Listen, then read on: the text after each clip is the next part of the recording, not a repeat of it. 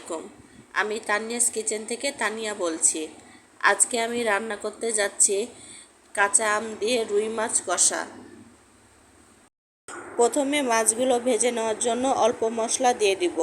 হলুদ গুঁড়া হাফ চা চামচ, মরিচ গুঁড়া হাফ চা চামচ, লবণ হাফ চা চামচ,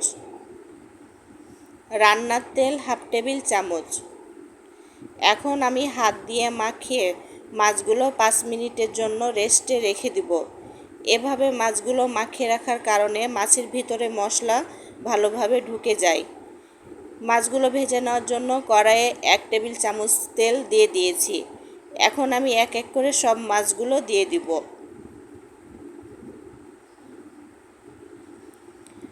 মাছগুলো এক পিস ভেজে নেওয়া হয়ে গেছে। এখন আমি উল্টাই দিব। মাছগুলো ভেজে নেওয়া হয়ে গেছে, এখন উঠিয়ে নিব। এভাবে আমি বাকি মাছগুলো ভেজে নিব।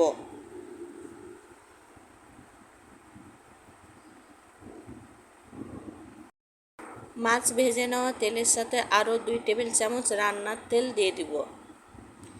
2টি তেজপাতা, পেঁয়াজ কুচি হাফ কাপ। পেঁয়াজের কালার আসা পর্যন্ত পেঁয়াজগুলো নেড়ে নিব।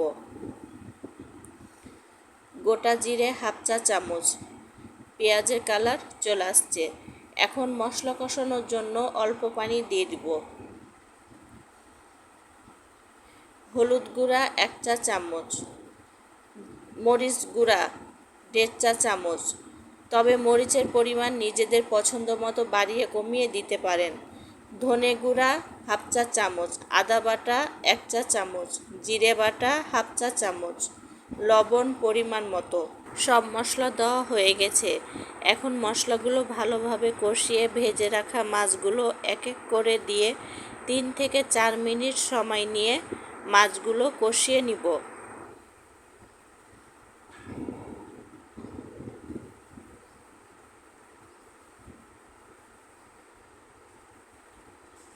মাছগুলো কষানোর সময় এভাবে 2 পাশ ধরে কষালে মাছগুলো ভেঙে যাওয়ার সম্ভাবনা থাকে না। মাছগুলো কষানো হয়ে গেছে। এখানে 1 মগ গরম পানি দিয়ে দিলাম ঝোলের জন্য।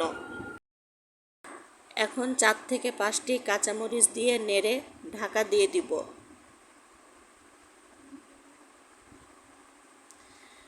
মাছগুলো প্রায় অর্ধেক সিদ্ধ হয়ে এসেছে।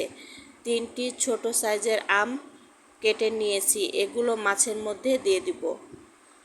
আমের সিজনে আম দিয়ে মাছ রান্না করলে মাছ খেতে খুবই ভালো লাগে।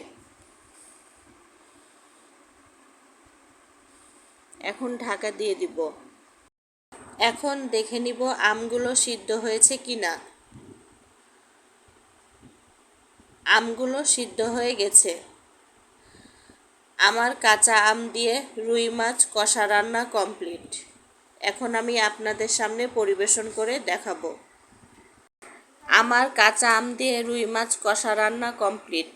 যদি আপনাদের আমার এই রান্নার রেসিপি ভালো লেগে থাকে তবে বেশি বেশি করে লাইক, কমেন্ট, শেয়ার ও সাবস্ক্রাইব করবেন। আল্লাহ হাফেজ।